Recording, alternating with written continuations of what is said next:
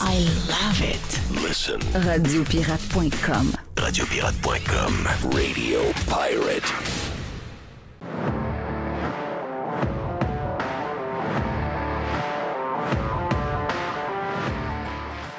En tout cas, on va y donner.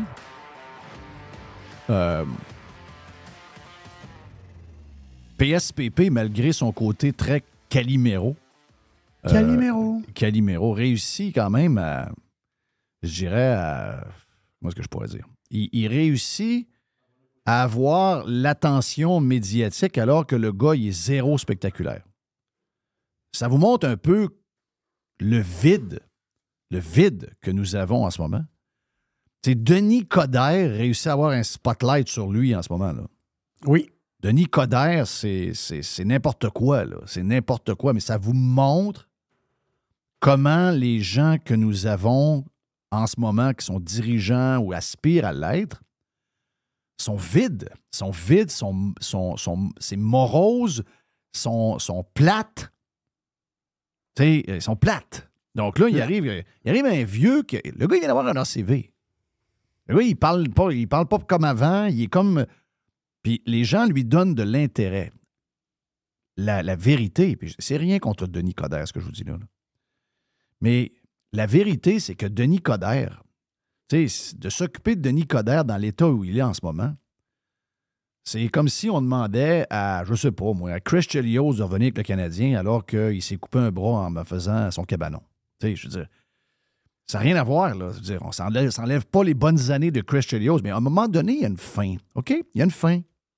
Puis, mais là, lui, il est encore en vie, malgré qu'il est poqué par un ACV. Puis je vous dis pas qu'il est touché intellectuellement. Je dis juste dans sa manière de s'exprimer, l'ACV, ça fait ça. T'sais, il parle pas pareil, il hésite, il bégaye un peu. Puis surtout les idées. C'est les idées des années 80, le gars qui veut faire plaisir à tout le monde, là, un peu... Mais ça vous montre le vide que nous avons en ce moment. Puis la CAQ, vu qu'ils dépérissent, la CAQ, c'est comme... je sais pas, c'est comme un parti qui attend pour mourir, on dirait. C'est drôle parce qu'on a l'impression que la CAQ a un peu commandé ça en faisant une gestion de marde dans les CHSLD pendant la COVID. On a l'impression que la CAQ est au CHSLD en train d'attendre la mort. Et en faisant ça, ben, le gars, il est caché. La seule affaire qu'on voit de temps en temps, c'est qu'il y a une crise de photos dans son bureau, avec les deux chaises grises, là, puis il fait semblant de travailler. C'est la seule affaire qu'il fait. Le reste, on ne le voit pas. Donc, le parti, hier, on a vu les chiffres. Le parti, s'il y a des élections, je ne sais pas si ce sondage-là est crédible, là, mais c'est lui qui avait hier. OK. Le sondage dit que s'il y avait des élections, le gouvernement du Québec serait un gouvernement péquiste, majoritaire, et que la CAQ serait dernier avec 7 sièges, puis que le parti d'Éric Duhaime aurait 8 sièges. C'est un style de débarque, là. OK, c'est une Christie de débarque. Parce que c'est un vote concentré. C'est ça. Un peu comme les libéraux. Oui. Ben, mais aussi, c'est un vote de transfert direct. C'est transfert directement de la CAQ au PQ. Tu sais, tu vois la photo de Bérubé, le gars pas de l'Abitibi, mais de la Gaspésie. Oui. Il est avec la crowd péquiste. Bon, le 3/4, c'est des vieux, là. Okay, le 3/4, c'est des cheveux blancs retraités. Oui, 4 sur 5. Là. Ben, ces gens-là, qui n'arrêtent pas de déterminer qui mène au Québec depuis qu'on est au monde, ces gens-là, eux autres, ils étaient à CAQ, là. Ben oui, ils étaient à CAQ. Avant la COVID, ils étaient à CAQ. Ben oui. On leur a dit pendant la COVID, asti, vous êtes traités comme de la merde par la CAQ, votez pas pour eux autres. Ils ont voté pour eux autres. Puis, 4 mois après, il est arrivé une genre de patente, je ne sais pas trop ce qui est arrivé. Il est arrivé une histoire de Kings de Los Angeles, une crise de conneries. Puis là, d'un coup, là, c'est devenu hey, la CAQ, on ne veut plus rien savoir. La CAQ, c'est fini, là. La CAQ, c'est fini. Et contrairement au PQ, contrairement au Parti libéral, c'est un parti qui n'a aucune base. Donc, c'est un parti qui a des chances de disparaître pour vrai. Je sais qu'on l'a dit de la CAQ, pas de la CAQ, mais du PQ, on l'a dit du Parti libéral. Mais la vérité, c'est que l'histoire, ça compte. Ça, c'est un parti sans histoire, sans base, sans membres. C'est un parti qui peut disparaître, là. C'est un parti qui peut plus être là dans 10 ans, là. C'est une dégringolade terrible. C'est un parti qui a plus de 2000 pièces à donner aux vieux, là. Par contre, les 65 ans et plus sont encore CAQ. Dans le sondage, Les jeunes sont QS. Les X sont PQ. Puis les vieux de 65 ans et plus sont encore CAQ. 32 CAQ, 30 PQ. OK. Les vieux sont les 5 et plus. C'est ça. La raison pourquoi ils sont à 32, donc c'est le seul groupe d'âge où ils mènent, c'est qu'ils s'attendent à un chèque. C'est la seule affaire. Pas des farces pareilles. Donc, Calimero, PPP, SP, PP, il y a juste à dire, je fais un chèque, j'égalise l'offre de la CAQ. Oui. C'est fini. C'est fini. Mais quand je vais lui donner, son histoire de vidéo, il a manqué de se faire frapper 4 fois dans la vidéo, où il nous parle des jeunes avec les cellulaires. Bon, moi, ce qui m'énerve, là, c'est deux. Je vous l'ai dit hier, ce qui m'énerve, il y a deux affaires là-dedans. OK? Premièrement, encore le gouvernement qui veut rentrer dans vos maisons. Puis deuxièmement, la vérité derrière ça, c'est qu'ils veulent éliminer le téléphone des jeunes parce que le téléphone ou les tablettes leur permettent d'apprendre l'anglais puis leur permettent de voir ce qui se passe ailleurs dans le monde. Et nos jeunes sont moins daumiens que toutes les autres générations avant eux autres. OK? C'est la génération la plus mondialisée du Québec. Et ça, ben, les téléphones, c'est pas beaucoup, là. Ça les amène ailleurs complètement. Tu sais, moi, mes enfants sont québécoises, sont très québécoises, mais je veux dire, quand je regarde ce qu'ils regardent, ce qu'ils écoutent, puis de quoi ils parlent, c'est ça, c'est des... ce qu'ils ont, tu sais, je veux dire, c'est pas Symphorien qui ont à TV, ils n'écoutent pas à TV, premièrement. C'est pas Symphorien, c'est pas étonnant, c'est pas... tout le monde en parle, c'est pas... étonnant. Oui, mais tu sais, pour cette génération-là, c'était étonnant. Par après, tout le monde en parle, puis par après, Bernard de Rome, puis après ça, Pierre Bruno. Eux autres, ils n'ont pas ça, eux autres. Ils n'ont pas ça, ils sont ailleurs. Puis comme le disait Yann Sénéchal hier, c'est vrai, il y a un défi avec les écrans. Moi, comme adulte, j'ai un défi avec un écran. Moi, je me discipline sur... Et je le fais moi-même. Je n'ai pas besoin que le gouvernement me dise de le faire. Je le fais moi-même. Parce que tout notre entertainment est là. OK? Moi, je suis là. Moi, je suis... si vous voulez m'écouter, c'est sur le téléphone pas mal. Si je veux lire des nouvelles, c'est sur le téléphone. Si je veux regarder des bouts de conférences de presse après un match de hockey, c'est sur le téléphone. Écouter de la musique. Si je veux lire un sondage politique comme j'ai fait hier, c'est arrivé sur le téléphone. Donc, si je veux passer la journée sur le téléphone et pas m'emmerder, je peux. Il n'y aura jamais assez d'heures dans une journée pour faire le tour d'Internet. OK? Je ne pourrais pas faire le tour de YouTube, je ne pourrais pas faire le tour de TikTok, je ne pourrais pas faire le tour d'Instagram, je ne pourrais pas faire le tour de X, je ne pourrais pas faire le tour de rien. La vérité, c'est que maintenant, il n'y a plus d'ennui. OK? L'ennui n'existe plus, là. Les gens se disent, comment ça qu'il y a plus de monde célibataire? Je parlais avec... je suis allé me faire coiffer avant de venir de Floride. Puis la fille était une fille de Long Island, la fille qui me... Les coiffeuses, genre, tout le temps. Là. Puis la fille, elle me raconte que... Elle dit, je suis célibataire. Elle dit, il y a beaucoup de wacos en Floride, mais elle dit, je viens de New York. Là. J'en ai vu des wacos. Là. Mais elle dit, ce qui est le plus wack là-dedans, c'est que les gars, oui, ils veulent du sexe, là. Mais elle dit, ils veulent pas vivre avec quelqu'un. Elle dit, puis elle a peut-être, 40 ans? Mm-hmm. Elle dit, ils veulent pas vivre. Elle dit, ils sont comme corrects, ils game, ils checkent les affaires sur Netflix, le Pornhub, puis de temps en temps, ils ont besoin d'une bonne femme, ça fini là. Puis pour aller manger au restaurant avec des chums aussi. Mais si on ça, ils sont corrects. On va à beach, on va au resto, puis un peu de cul, puis le reste, ben je peux être tout seul parce que je game, je check mon téléphone, j'écoute Netflix, je regarde la UFC, puis il y a des patins de même. Ils ont un cercle d'amis là, qui se voient et qui se côtoient un peu. C'est ça. Ils sont corrects. Avec ça, ils sont corrects. Mais, puis j'ai vérifié ce qu'elle me disait. C'est vrai. Il y a plus... il y a plus de gens célibataires qu'il n'y en a jamais eu dans l'histoire de la Terre. Il y en a qui veulent se matcher, mais la majorité ne veulent pas tant que ça. Parce qu'avant, c'était quoi être célibataire? C'était plate en crisse. Tu sais, je dis, vraiment, tu ne peux pas écouter, je vais mettre ça à Radio-Canada, je vais mettre ça à TVA, je vais mettre ça à RDI, je vais mettre ça à... Tu sais, à un moment donné, tu as besoin d'être avec quelqu'un, tu as besoin de jaser, tu as besoin d'échanger, tu as besoin de bâtir quelque chose. Là. Mais aujourd'hui, ils ont moins besoin. Parce qu'il n'y a pas de moment plate avec le téléphone. Il n'y a pas... Puis si vous êtes vous êtes capable de baragouiner un peu d'anglais et de le comprendre. Je veux dire, ça finit plus, là. Le nombre de patentes que vous avez grâce à votre téléphone ou votre télévision intelligente qui est reliée à votre téléphone, peu importe. Là. Il y en a, tu sais. En revenant, je fais un genre de faux mur pour faire un genre de cheminée. Tu sais, une fausse cheminée, là, mettre une TV avec un foyer électrique là, coloré là, de 50 pouces. Puis, tu sais, je vais me gonfler un genre de mur d'à peu près 6 pouces par 60 pouces. Puis, tu sais, tu finis ça en shiplap. Là. Tu mets ça beau. Là. Il y en a plein sur...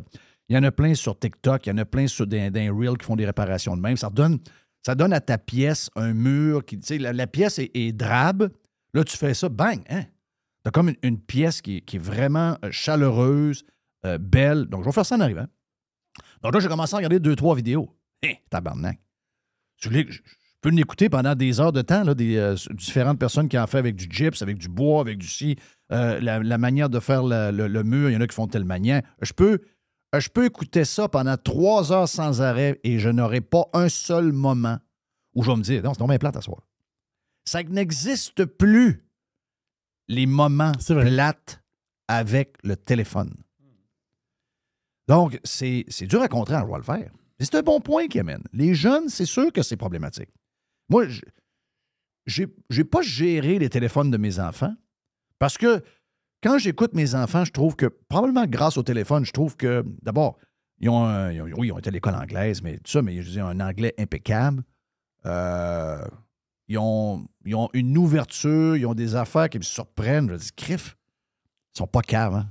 Tu sais, contrairement à nous autres, on avait tellement peu de choses pour avoir l'air au moins brillant. Tu sais, je ne disais pas qu'on était même pas... Mais même quelqu'un aujourd'hui qui n'est pas bright peut avoir l'air brillant. Il y a tellement de choses que... Je comprends que finalement, il a été de cette époque-là, mais j'ai pas, je vais vous le dire, j'ai pas contrôlé le téléphone. J'ai pas contrôlé l'iPad. Parce que je veux pas être un père de main, je fais confiance à mes enfants, puis à date, ça me sert bien. Là. Sauf que je comprends que pour d'autres, c'est problématique. Comme les consoles de jeux sont problématiques chez certains gars. Il y a des parents qui ont des... Mais Chris, le point, c'est... Mais c'est ça l'affaire, c'est que le point est difficile. Tu sais, dire écran, là... Il y a des vieux qui passent leur journée devant un écran. Là. Oui, c'est pas un téléphone. Ils n'ont pas de téléphone. Là. Mais c'est LCN à longueur de journée. C'est pas très interactif. C'est 14-15 heures de TV par jour. Là. Oui. C'est pas chic, là. Non, c'est pas chic. Bon, voilà. Là, c'est un gros iPhone. Là, tu dis au vieux, c'est un gros iPhone, va prendre une marche, le vieux. Ouais, mais là... il y a une émission à 11h. Paul Larocque qui s'en vient. C'est Paul qui s'en vient. Moi, j'aime ça, j'écoute la joute. Non, tu dis, ferme ça, puis va prendre une marche. Non, le vieux reste assis devant la TV. Oui. Oui, c'est ça. Mais c'est le mot écran. C'est qu'est-ce qu'il veut dire réellement, PSPP? C'est écran. Écran, c'est pas bonne patente, son affaire. Là. Lui, ce qu'il veut, c'est que les enfants s'amusent dehors, à être d'autres activités que les choses ludiques ou on va dire dans un écran. C'est ça. Ils veulent qu'ils s'amusent. Si tu y mets des affaires de bois à terre avec une je sais pas moi, avec une perceuse, lui, il va être content. Il va dire, gars, il taponne du bois puis il y a une perceuse. Tu comprends? Il veut qu'il fasse d'autres choses que la face dans un écran. Parce que l'histoire de l'écran, ça marche pas. Là. Ceux qui écoutent le plus l'écran, c'est des vieux. Là. C'est vrai. Mais quand vous étiez petits, vous autres, là, vos parents, ils vous empêchaient-tu d'écouter la télé à un moment donné en plein jour? Nous autres, c'est le contraire. Nous autres, on était dans une autre époque. Nous autres, c'est que... Ils nous tueraient ça à la manche pour qu'on rentre. C'est ça. Nous autres, c'était qu'on... Moi, tu sais, la semaine, ma mère me disait, là, ton père n'est pas là, tu t'en vas à patinoire, mais je te le dis, 7h30. Là, j'avais 8, 9 ans, 10 ans. T'sais. Déjà qu'ils nous laissaient aller à patinoire à pied. On ne devrait pas faire ça avec nos enfants. Puis là, ben, j'arrivais pas. Parce que je changeais de patinoire. À un moment donné, j'allais à l'autre patinoire, j'allais à Vanier, puis là, ma mère, elle venait paniquer. Puis là, elle disait, voyons, puis là, elle me trouvait vers 8h30, 9h. Hey, lundi, mardi, 8, 9 ans. Puis là, elle cherche 2 places, 3 places. Là, ben, quand elle me cherche, je suis dans la rue à telle place, puis je fais le tour par l'autre rue, puis je joue après une patente de neige avec mon hockey. Puis là, je lance une tu sais, on était le même, là. Et aujourd'hui, c'est pas ça. C'est vrai que ça. C'est vrai que nos jeunes sont plus gros qu'avant. Mais je veux dire, c'est pas rien que l'écran qui fait ça, là. Tu sais, je veux dire, il y a un paquet de raisons pourquoi nos jeunes sont plus gros qu'avant. Parce que s'ils lâchent l'écran, puis il décide de faire des casse-têtes, C'est pas mieux. ben, il mange des chips en faisant des casse-têtes. Là. C'est ça change rien. Ça change pas patente. Là. Non. C'est un. Puis ça, je veux dire, oui, il y a tu sais, ce qui était. Tu sais, quand moi j'ai vu ça, ma première réaction, c'est encore le gouvernement qui veut. Arrêtez de déresponsabiliser tout le monde.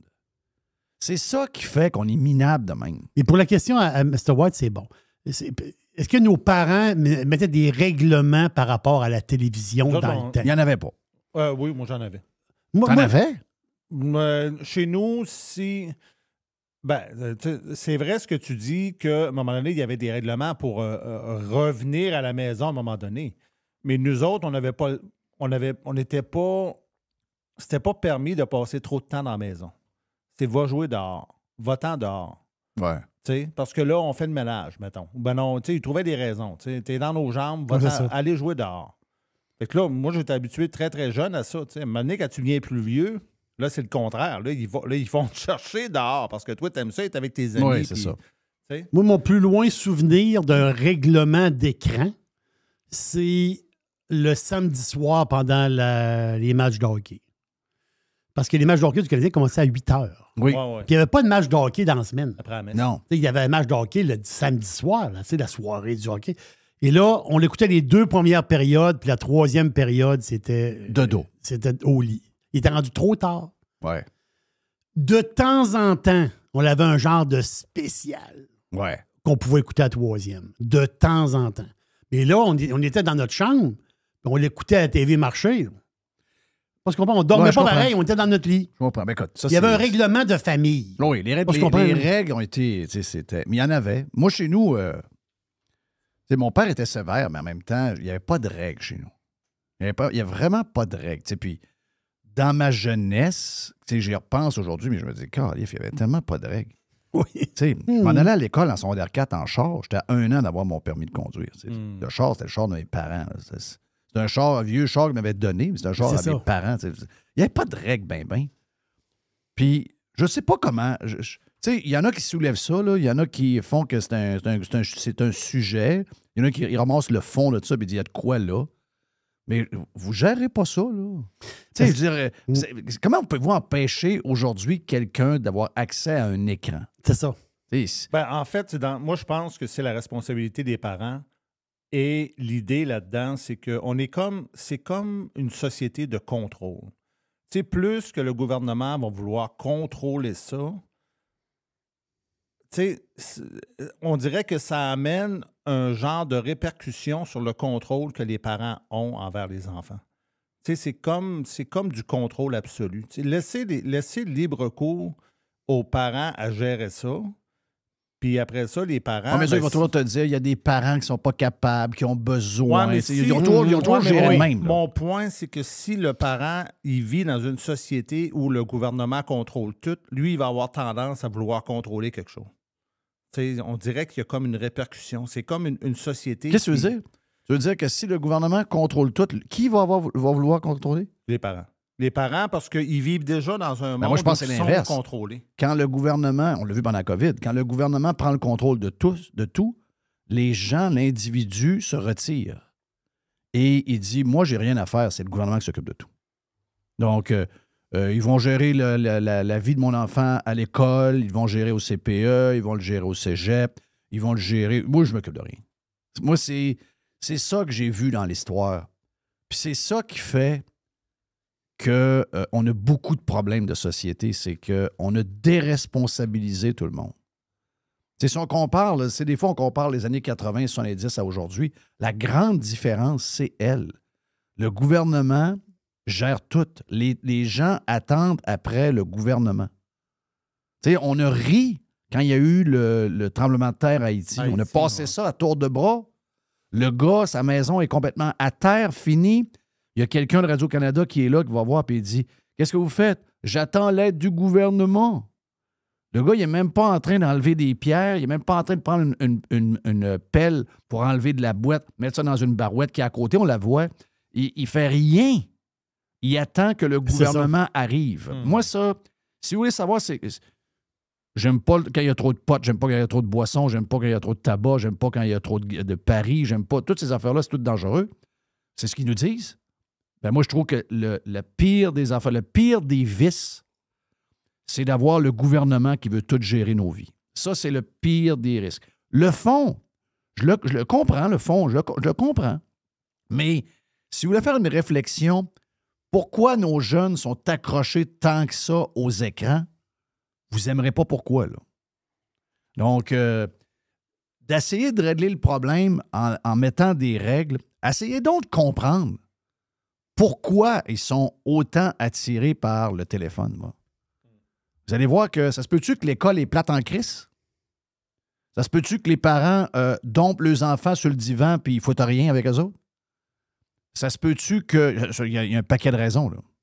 Ça se peut-tu que des parents, que d'inscrire leurs enfants dans du sport, ça les dérange parce que ça peut... Ouais. C'est dole à l'aréna le matin. Ouais, on ne pourra pas à relâche aller à Cuba. C'est ça. On ne pourra pas faire c'est telle dole. affaire, il va falloir se lever, ça coûte cher. Un bon point, ça. Il y a plein de raisons là, pour ne pas faire de sport. Là.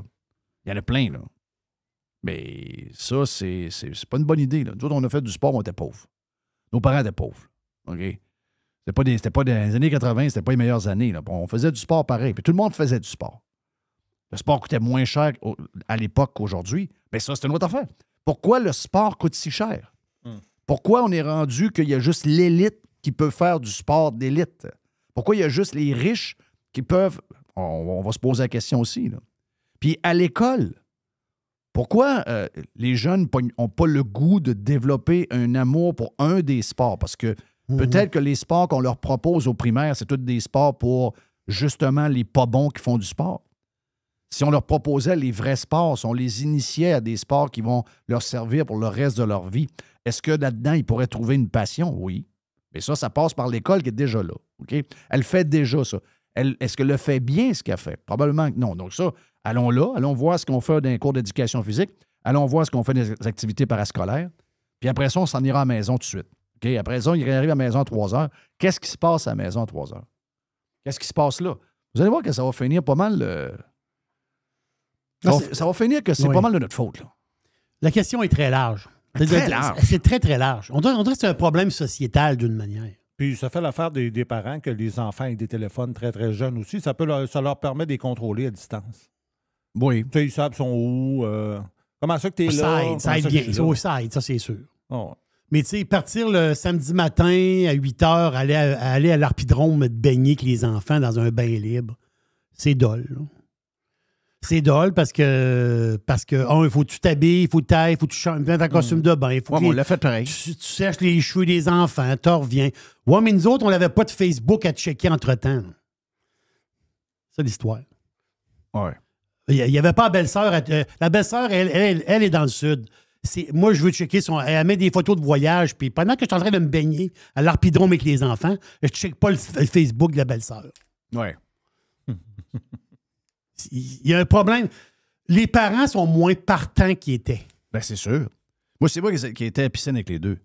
Ma blonde, elle faisait tout, là. Je disais, la piscine, je m'en occupe. Chris, la piscine à 70. Mais moi, je connais plein de monde qui disait, ben, voyons, à un moment donné, les enfants, on va les tirer dans la piscine, puis ils se baigneront, là. Ils vont apprendre à nager par eux-mêmes. Ouais. Ouais, c'est ça, là. Ben, tu sais, ça veut dire, moi, j'ai fait ça, là. Je ne suis pas meilleur qu'un autre, là. Non. C'est pas ça, mais... Tu sais, je veux dire, je peux me comparer. Il y en a qui... Puis ça s'est poursuivi par après. Moi, je veux pas commencer que mes enfants jouent à telle affaire. Là. Ça demande plein d'implications. Puis en plus, les parents sont fous quand on fait affaire là-dedans. Voyons. Mais... Est-ce que nous autres, on faisait des affaires des fois sans que ça nous tente? Puis aujourd'hui, tu ne fais rien si ça te le tente pas. Oui, c'est un peu ça. C'est pas mal ça, ben. C'est moi, quand je partais à la piscine avec mes enfants, là, j'avais pas le goût tellement d'entendre. Il y a des matins, Christophe. Moi, je travaillais de soir. Oui. Puis c'est ça a donné que moi... Ça donne des fois se lever le matin. Là, mais deux, ça a donné que c'était l'hiver. Oui, c'est ça. Tu sais, c'est la piscine, t'as 89, pas pire, mais Christophe, en dedans, il ne chauffe pas, là. T'as 72, 73, tu rentres là-dedans, t'as les chenolles qui te rentrent par quasiment dans... Ah, c'est boire. En tout cas, regarde, c'est un gros sujet. Ah, c'est un sujet qui est plus large qu'on pense. Bravo à lui, mais les genres de solutions qu'il amène, c'est c'est probablement la pire des solutions. C'est là le bug. Il est juste là, le bug. Le problème, d'en parler. On fait ça tout le temps, parler des problèmes. Ça a l'air que c'est négatif de parler des problèmes. Parler des solutions. Mais eux autres, des solutions, ils en amènent de temps en temps. Mais c'est toujours la même affaire. C'est toujours le gouvernement va s'occuper de mettre des règles. On est tanné de ça. Vous êtes sur Radio Pirate.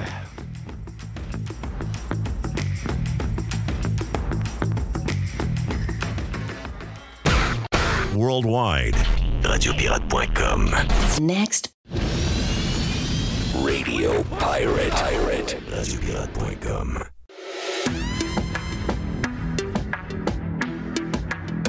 Jerry's News Desk. Especial. Voici les news de Jerry. Avec Jerry. Et spécial. C'est spécial. Spécial. C'est tout. J'adore les Jerry News Desk. Mais ça qu'on n'avait pas eu la semaine passée. Qu'est-ce qui est arrivé, donc? Ça vient et ça part. Calif. C'est ça. Des fois, ça vire en boîte, mais... parce que des fois, on dirait que dans ta boîte, tu nous glisses une coupe de news. Oui, mais ce qui arrive, c'est que... mais à la base, le concept n'est pas tellement gros. Le concept, il est très louche. Quand même. Louche, il n'est pas précis. Ben, moi, regarde-moi pas, je fais juste les thèmes. Là. Non, je sais. Je regarde pas tout. Ça arrive, c'est que la Je boîte... regarde pas, j'ai pas tout tous. Oui, c'est ça. Je veux pas te faire tousser. Parce que la boîte, il peut avoir des affaires complètement bizarres. Tandis que l'autre, ben, c'est vraiment des nouvelles en tant que telles. C'est des vraies nouvelles. Comme la nouvelle, parce que je ne vais pas en ordre de priorité. Je vais en ordre, autrement dit, je sais pas, l'ordre que j'ai choisi. Le Costco de Rimouski. Mais voyons. Rimouski va avoir un Costco. Oui. Toi, tu es un fan de Costco. Dodu, qui va être là tantôt, est un très grand fan de Costco, peut-être le plus grand fan peut-être de Costco. La face, c'est que là, il y a un... Je manque de me battre au Costco. Oui, tu nous as dit ça hier. Tu as failli te battre au Costco. Ah, mais on est fous. Les gens plus âgés sont je le dis, je ne sais pas si je l'ai dit dans le live hier, mais les gens plus âgés, message. Vous êtes en retraite, allez-y la semaine, puis crissez patience au monde la fin de semaine. Vous n'avez pas d'humeur, puis 2, vous n'avez pas de patience. Puis 3, les paniers sont gros, vous n'êtes pas capable de les contrôler comme du monde, de les rentrer dans les cuisses du monde. C'est une gang de fatigants. Est-ce que ça t'est déjà arrivé? Moi, ça ne m'est jamais arrivé. Mais c'est arrivé à ma blonde de se faire rentrer le panier dans le talon d'Achille. C'est arrivé.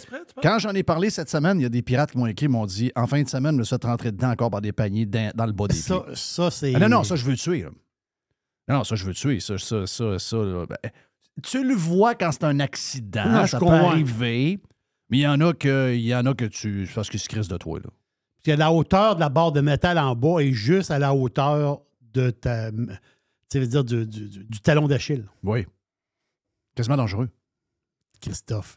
Mais ça. Il n'est pas me jouer après les jambes. Non.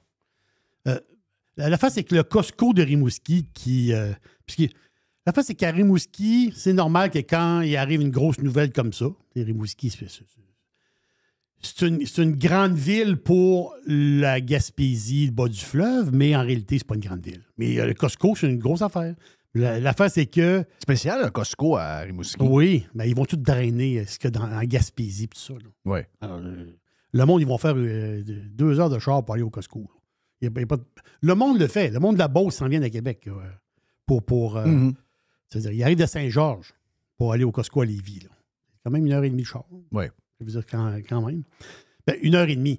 En réalité, c'est 1h10, sauf qu'il y a tellement de police dans le coin de Beauceville que si tu roules pas... C'est quoi, c'est 119 à peu près? Est-ce que tu prends des chances à 119? Tu veux dire, sur le long de la rivière? Non, mais quand tu passes par la 73. Ah, la 73, non, 73, c'est bourré de police. Oui. Ah, c'est bourré de police. Ah, je sais. Non, eux autres, ils vont te pogner sur le bord de la rivière en bas ou sur l'autoroute. Mais ils vont te pogner. Non, ils attendent juste après ça. Là. Parce que c'est une belle route, ça file. Ça file. Donc, Rimouski, la face, c'est qu'il y a un comité de citoyens. Puis moi, je n'ai rien contre les comités de citoyens, mais tu sais, je pense qu'ils sont 2 dans le comité. Mais en tout cas, c'est un comité de citoyens. Les autres, c'est tannant un peu, là. C'est un peu du monde c'est un peu du monde de gauche, j'ai l'impression. Parce que l'autre l'affaire, c'est que sont pas contents. Parce que l'enseigne du Costco, Oui. il y a un règlement à Rimouski. Et quand tu as une enseigne, tu as une chose qui est annoncée. Tu as Shell, tu as un Shell, mais tu as juste Shell. Tu n'as pas 4-5 patentes après le panneau. Mais la fin, c'est que Costco, il va avoir Costco, il va avoir le gaz, il va avoir d'autres affaires décrites. Là, ils ne sont pas contents de ça parce que la ville a accepté. Autrement dit, la ville de Rimouski, pour accepter le Costco, ils ont baissé la garde un peu. Dans le sens qu'ils ont dit, ben là, on va avoir un beau Costco flambant neuf. Il faut être accueillant. Oui. C'est même pour le dire. Là, c'est l'histoire des matériaux extérieurs parce que à Rimouski, ils ont un règlement. 50% du métal, la façade du magasin, il ne faut pas qu'elle soit tout en métal. Il faut qu'elle soit au maximum 50% en métal. Le toit, là, il va y avoir un îlot de chaleur. Ouais, à Rimouski, les îlots de chaleur, c'est quand même assez un gros problème. Là. Un peu, là. Un îlot de chaleur. Il faut que le toit soit pâle, là. Parce qu'il va y avoir un îlot de chaleur à Rimouski. Ouais. Je comprends l'histoire du métal, de l'aluminium. Je suis têteux là-dessus. Je trouve que les urbanistes ont laissé aller des horreurs. J'ai ce bout-là, je peux le comprendre. Moi, j'ai déjà vu des Costco qui sont très beaux. Donc, quand tu es dans des villes où il y a des règles qui sont claires pour le look extérieur, pour qu'il y ait des matériaux nobles, un mélange de tout ça, que ce soit un peu plus moderne, puis un peu moins entrepôt, puis un peu moins de stucco, puis Oui. de patentes un peu cheap. Ça, j'ai pas de misère avec ça. Mais là, l'îlot de chaleur avec la couleur du toit, franchement. Mais ça reste une à grosse... Rimouski, là. Ça reste un gros magasin, une grosse boîte pareil. Là. Ça veut dire que tu as bien beau là, vouloir jouer avec les affaires d'arbres. Je comprends, c'est le fun. Quand tu t'installes, ils vont replanter des arbres, des affaires, mais ça reste quand même un gros magasin. Ça veut dire.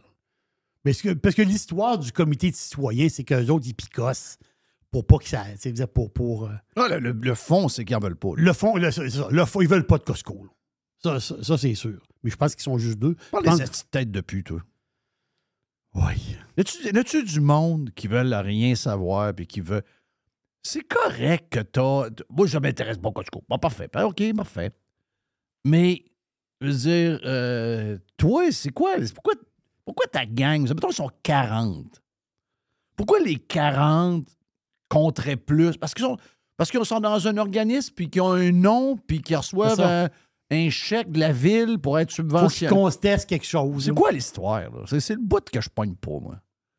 Pourquoi ces groupes-là ont plus d'écoute et de pouvoir que 5000 citoyens individuels qui Ouais, sont c'est pas ça. reliés par une patente à gosse? Je comprends pas, moi. Parce que pour Rimouski, en réalité, si tu aimes vraiment ta ville, c'est un avantage pour ta ville. Dans le sens que ça veut dire que ta ville est plus big. Là. Ça veut dire que tu as un Costco. Ben, c'est surtout aussi, mettons, dans le Costco, il y a 100 jobs. Costco paye bien, Costco paye bien. avec des bons avantages, puis des affaires de même. Les puis- touristes qui montent dans ce coin-là de l'été, ils vont dire on va arrêter au Costco à Rimouski à acheter nos affaires. Oui.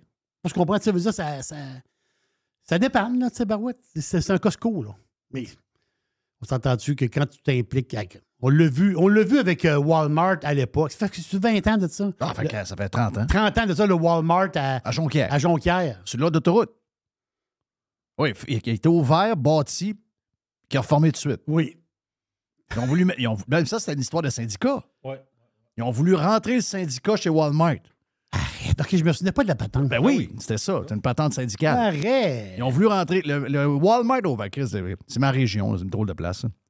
Ils ont voulu ouvrir le Walmart, puis ils se sont syndiqués tout de suite en ouvrant. Puis ils ont dit, ouais, parfait. Ils ont formé le Walmart. Mais ça a dû être rare que ça arrive, ça, dans l'histoire Très de rare. Walmart. Mais t'as-tu vu que ça peut arriver après? Hein? Non. Ah ouais, parfait. Boum, fermé. Ouais, mais ça, c'est toujours la même histoire. Le Costco, ça ne me surprend pas parce que tu sais, il y en a qui vont encore sortir l'affaire que ça va tuer les petits commerçants. Oui, c'est ça, je comprends. Puis, tu sais, toute la patente. Là, Non. Non, mais je sais, mais c'est souvent Sais-tu ça leur quoi? argument. Sais-tu quoi? Si, mettons, ça tue dans la place 5 petits commerçants, 5, parce que c'est ça, mais c'est plate, là, regarde. Mais t'sais, là-dessus, il y a peut-être 10 fournisseurs qui vont fournir. Mais non, mais mettons Pour qu'au total, l'occasion. mettons que les 10, là, il y avait 3 employés, Oui. le propriétaire travaillait, il y avait 30 employés. Tout le monde est au salaire minimum, conditions un peu so-so. Là, tu te ramasses avec une business d'abord qui est bâtie par plein de constructeurs locaux. Ensuite, comme tu dis, les fournisseurs, plus, mettons, les 100, 125 employés qui vont avoir dedans, 50 000 par année. Je veux dire, la place est gagnante, là. Ouais, mais c'est pas local. Ouais. Achète-toi des actions de Costco, ferme ta gueule. Tu sais, il veut dire... regarde, moi, je l'ai vendu des actions de Costco à 180$, puis rendu à 380$, je me pète la tête après les murs encore. Mais achète-en si tu veux que ça soit local. Achetez-en toutes. Et tu peux être... Ah, ben regarde, c'est mon Costco. Quand moi, j'étais actionnaire de Costco, tu te rappelles, Jerry? Je me rappelle Je très bien. disais, quand je rentre, je disais aux gens des fois, « Ah, fais attention, t'as l'affaire, ça c'est sale un peu. » Ils disaient, « Qui vous êtes, vous? » J'ai dit, « Moi, je suis actionnaire de Costco. » C'est à moi, Costco. Ouais. Il me regardait de travers. Je dis, « Ah, vous n'avez pas d'action, vous, de Costco? » Il dit, « Non, moi, je suis un associé. » Ah oui, mais associé, vous avez des actions un peu. Eh oui. Donc, mettez-vous local, puis achetez des actions, je vois le vert. Compagnie publique, ça vient de partout. Ouais, mais le chien. Le chien chachal. Ouais. Est-ce que, Mr. White, tu as l'audio? Oui. Oui. Hier, il y avait, c'était un genre de La jour- commémoration. Tout sur commémoration, Ah, journée c'est souvenir boire. à la mosquée de Québec. C'est 7 ans, je crois. Ça faisait 7 ans, le fameux massacre de la mosquée de Québec. Et là, il y avait beaucoup de monde. Et là, il est arrivé, tout le monde arrive là, très humblement, tranquillement, puis tout ça. Et là, il arrive, il y a un gars sur place, avec un genre de foulard palestinien, qui se met à crier après Duclos. Ah, Duclos était là. Duclos était là. C'est vrai que Duclos, ça fait un bout de temps qu'on l'a vu, hein, Duclos. Ça faisait un bout de temps. Mais Duclos était sur place. Et là, l'audio, ben là, il faut le faire écouter. Le gars n'était pas content envers Duclos. On écoute ça. Hey, c'est boire, ça brasse. Duclos, dégage! On veut pas de toi ici! On veut pas de toi, Duclos! Va-t'en, t'as du sang sur les mains! Tu m'entends, Duclos? T'as du sang sur les mains! Je veux pas de toi ici, va-t'en! Va-t'en, Duclos! Duclos, va-t'en! Non, c'est pas bon, t'es qui, toi? Duclos, dégage! Dégage! Dégage! Dégage! Dégage! Dégage! Dégage! Dégage! La cérémonie, il y a des personnes Il y a des génocides en ce moment! C'est ça que tu me parles! Va-t'en, Duclos! qui montrent que leurs parents sont morts ici. Là. Oui, j'en connais justement! Duclos, dégage! C'est donc bien long à le tasser, lui. Sang sur les mains, Duclos! Appelle un cessez-le-feu ou va-t'en! Ah. On vient de comprendre c'est quoi, là. Les hosties de Palestiniens, excusez-moi, là. Moi, ce bout-là, révolutionnaire, là, regarde... Ben, premièrement, c'est parce que c'est pas la place, je veux dire, c'était comme une messe un peu, là. C'était comme une C'est réunion. commémoratif. C'est ça. C'est pas la place. Le gars qui l'arrête, là, il dit, t'es qui, toi? Je sais pas trop qui, là, mais le gars qui est à côté. Ah, parce que c'est une fille. Ah, c'est Quand, une fille. quand il dit c'est qui toi, la fille, elle dit à côté, je pense, on n'entend pas ce qu'elle dit, mais elle doit y dire, c'est parce que c'est pas la place pour faire ta crise. Mais la fille est avec un gars avec une genre de barbichette blanche. Oui. Le gars qui, à chaque fois qu'il est en public, a toujours le même kit, le même linge. L'ancien de QS? Toujours son kit, là, toujours le même jacket avec la même chemise bleue en dessous. Ça, c'est Sébastien Bouchard. Sébastien Bouchard de Sortons les poubelles. Ah! Anciennement candidat de Québec solidaire. Hyper haineux. Sortons les poubelles. Gadon, toi, Bouchard qui est là. Je sais que ça fait là, ça, ce gang-là. Bouchard. Sortons les poubelles. D'ailleurs, les gens de Sortons les poubelles, là, même si vous avez changé de nom et vos comptes ex, de par comment vous écrivez ce que vous dites, je vous vois tout. Là. J'ai pas besoin de... Ah, je m'appelle merde MDR, je sais pas trop quoi. Là. Regarde, on vous reconnaît toutes. Là. C'est pas... Je comprends que Sortons les poubelles, ils ont fermé le compte, mais je sais que les gens qui étaient derrière le compte de Sortons les poubelles ont encore des comptes ex. Là. On vous reconnaît. Mais Bouchard, c'est très drôle. Mais Ça a été long avant. Chris, vous le tasser? Ben, il y a des policiers autour, mais là, à un moment donné, Ils osent pas c'est trop, comme s'ils là. ne s'attendaient pas à ça, puis ils veulent pas le sortir sur la tête. Ils se disent, voyons, qu'est-ce qui se passe? Tu sais. Puis là, à un moment donné, ils finissent par le... Moi, l'histoire des Palestiniens, ça m'énerve. Là. D'ailleurs, hier, les forces spéciales. Les forces spéciales sont rentrées déguisées en docteur dans un hôpital. Capoté, hein? Tu vu À la vidéo? Gaza. Bang, bang, bang, bang. Trois. Ben, en fait, ils n'ont pas eu de bang parce que c'était des pistolets. C'était des pistolets sans bruit. Là. Et ils ont tué 3 leaders du Hamas. Cache les hôpitaux. Oui, mais il était malade, je pense. Ah, OK. Il était blessé. Ils sont allés les guérir. Ils sont allés les guérir. Ils les ont soulagés. C'est ça. Ouais. Et puis la fille de QS, là, qui, to the river, from the sea to the river, je sais pas trop quoi, là. To the river, to the sea. From the river to the sea. Exact. Qui veut dire la disparition et l'élimination des Juifs et la disparition, donc la fin d'Israël. Oui, parce que c'est le Jourdain, Oui. la rivière. Entre la rivière puis la mer, C'est tout le... mais c'est tout le territoire-là. Donc, c'est le nettoyage, un nettoyage ethnique. si on peut Exact. dire. Mais la fille de QS, C'est comment ça que ça veut sentir, dire. elle a posté de quoi avec ça? Elle a mis un poster de ça, puis elle a senti. Regardez, là. Ça, c'est un message de haine, ça, là. OK. Carrément ça, là. Dans une affaire aussi complexe, on ne peut pas prendre un bord et de l'autre, là. Parce que, bon, les Juifs ont le patente, puis... Mais Chris, la Palestine, va-tu, à un moment donné, se donner une chance pour qu'on prenne un peu de votre bord? Allez-vous dénoncer le Hamas? Allez-vous dire, faites la différence entre nous, le peuple, et le Hamas, des chiens sales, puis on comprend pourquoi ils sont forts. Là, on a vu en plus qu'il y a une organisation reliée à l'ONU dans laquelle il y avait des gens de la Palestine qui, finalement, ont participé aux actes massacre. terroristes du 7 octobre. Il y avait 12 terroristes qui travaillaient pour l'ONU. Oui! Pense à ça 2 secondes. Non, mais l'ONU, là, s'il y a quelque chose qui devrait disparaître à jamais, là, c'est cette gang de calices, là. Vous savez que c'est toujours Israël qui se fait ramasser par l'ONU et jamais la Palestine et le Hamas. L'ONU, là, c'est un rassemblement de weirdos, pas à peu près, là. Quelle organisation hyper douteuse. Et c'est toutes les patentes alentour de l'ONU, là.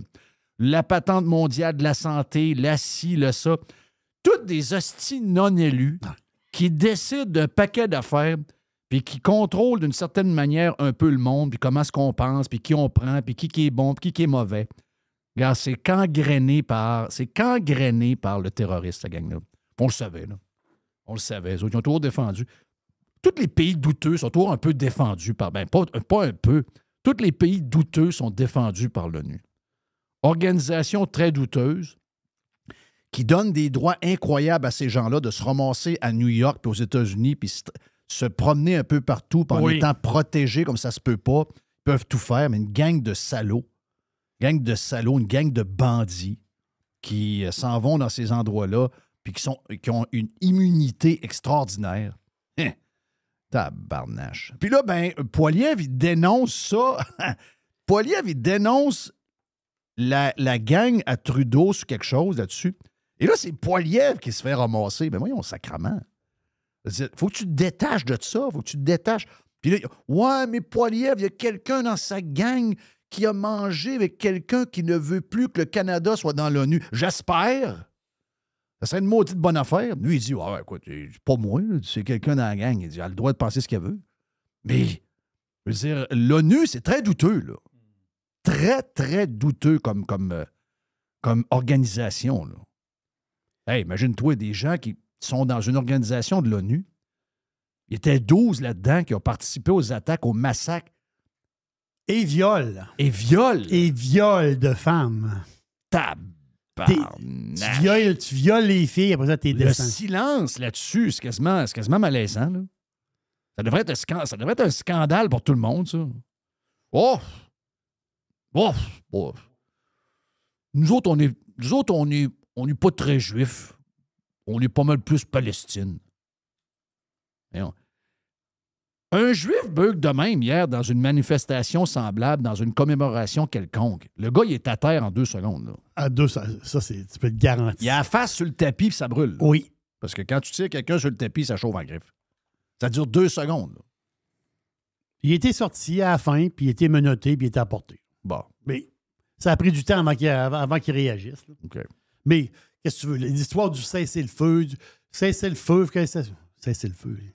Il y a eu des offres de cessez-le-feu parce qu'ils voulaient faire un cessez-le-feu en échange des otages.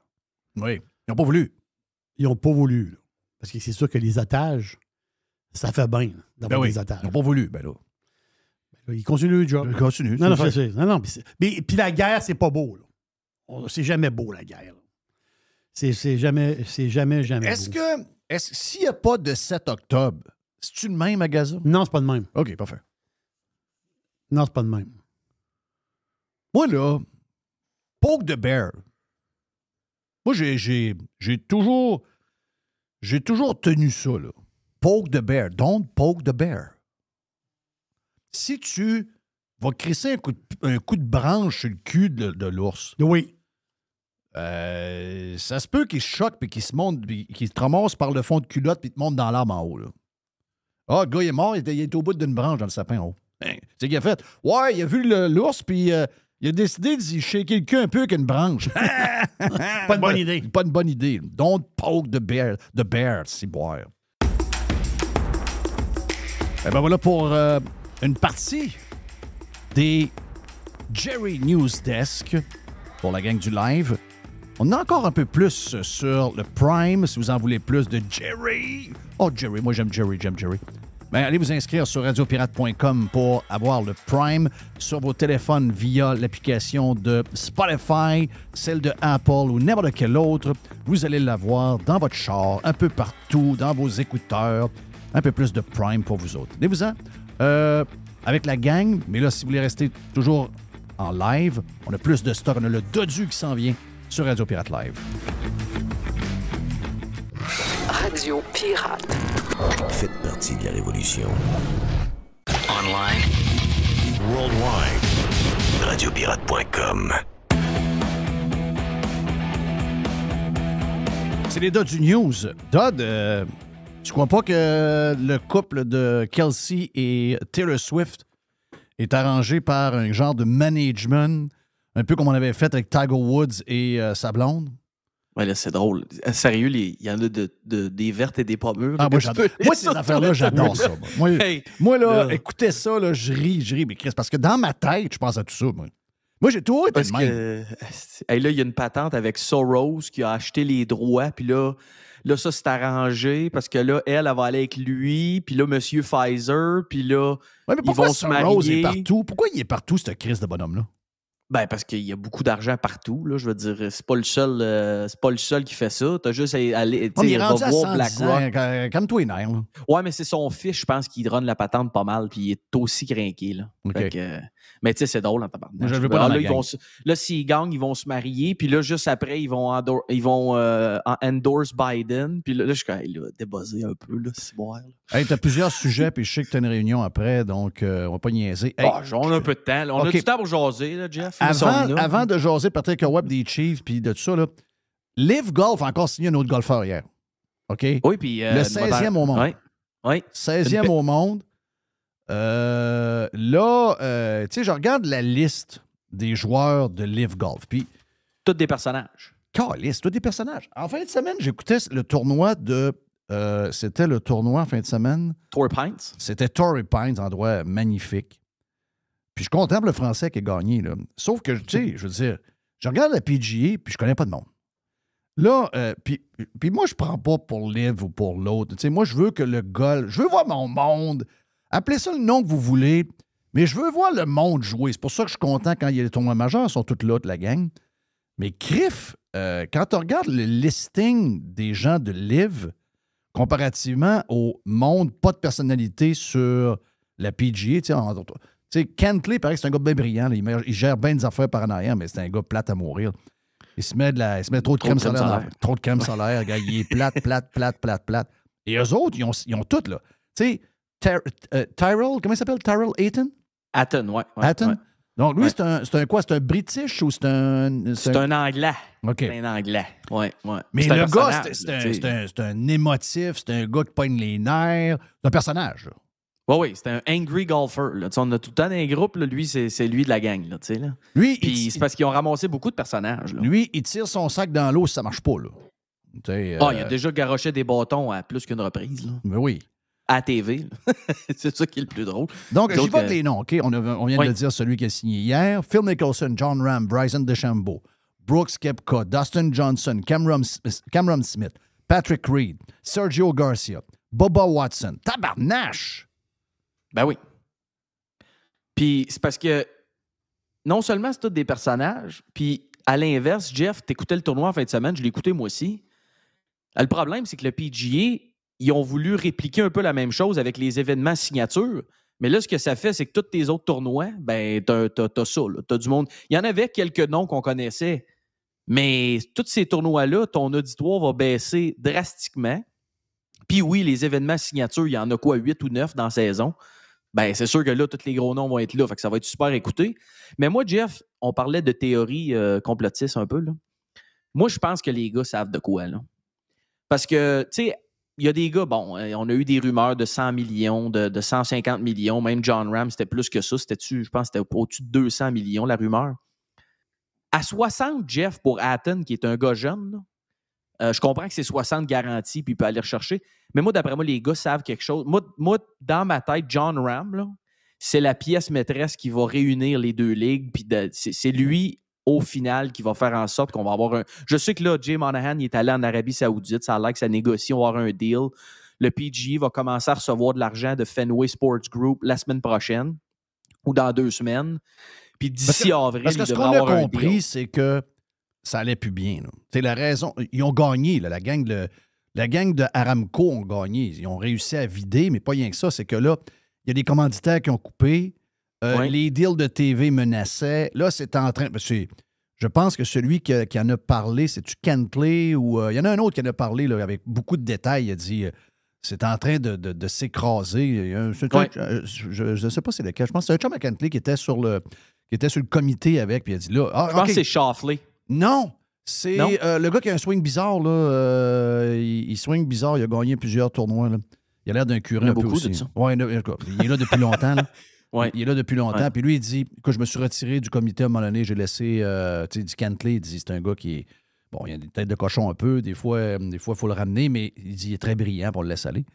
Puis là, j'ai vraiment compris que la Ligue perdait beaucoup d'argent suite au départ de plusieurs gros noms, puis que finalement, il y a des commanditaires qui s'enlevaient, il y a des commanditaires qui voulaient pas, parce qu'ils leur ont demandé de l'argent de plus pour grossir les bourses. Puis les commanditaires, ils ont dit, non, là, c'est le montant qu'on te donnait, puis là, en plus, tu as moins de joueurs, non, on va pas là. Donc, ils étaient vraiment dans le trouble financièrement, là.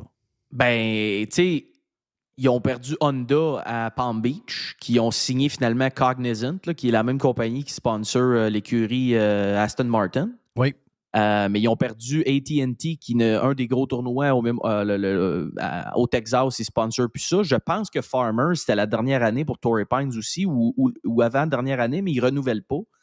Mais tu sais, ça part tout du leadership, Jeff. Là, je veux dire, toi, Jay Monahan, il est assis dans ton bureau, tu as demandé plus d'argent, puis tu as vu comment il a géré ça. Tu en donnes-tu plus? Non, j'en ai pas plus. Chaque ton candidat là. Non, j'en ai pas plus. Mais tu sais, moi, je pense que John Ram, c'est la pièce maîtresse. Je pense que Hatton, il y a quelques semaines à peine, il avait dit qu'il ne voulait pas y aller. Pourquoi que là, il veut y aller? Les gars savent de quoi. Puis la pièce, moi, qui a fait switcher ma patente, c'est les commentaires à Rory McIlroy, Jeff. On peut penser ce qu'on veut, mais le gars, il est assez brillant là, pour se rendre compte que, OK, il faut que je change mon fusil d'épaule parce que là, il va y avoir un deal, puis on s'en va vers là. Moi, je pense qu'il y a beaucoup de choses qui se trament en coulisses parce qu'à la fin de la journée, Jeff, toi, moi, Jerry, tous les fans de golf au monde, c'est quoi qu'on veut voir? On veut voir les meilleurs ensemble dans les mêmes tournois, puis idéalement plus que 4 fois par année. Tu comprends-tu? Oh oui, puis il y a certains, même en fin de semaine, ça manquait un peu de gros noms pour un terrain extraordinaire. Là, je sais que les gros noms ont décidé de sortir en fin de semaine pour Pebble Beach, mais il faut que les tournois, il faut qu'on connaisse des noms. Là. Je regarde, mettons, sur l'application, je descends, OK, lui, connaît pas. Tu comprends que toi, tu les connais toutes. Mais moi, je suis un peu plus un amateur moyen. Lui, je le connais pas. Je comprends qu'il est bon, là. Mais Oui. tu as besoin de voir, dans n'importe quelle ligue, là. C'est pas une Ben oui, question de bon. le premier nom, probablement, que on va dire l'amateur qui n'est pas aussi maniaque que moi ou Nick de Milwaukee, c'est probablement Finau ou Schauffele qui était dans le top 10. C'est probablement les deux seuls noms que, Oui. tu sais, les deux premiers, c'est la liste qui sortent que, OK, oui, je le connais, c'est ces gars-là, tu sais. Mais ça va être intéressant, Jeff, parce que je te le dis, moi, je suis sûr que ces gars-là, il y a quelque chose qui se trame en coulisses. Ils savent quel genre de deal ça va être.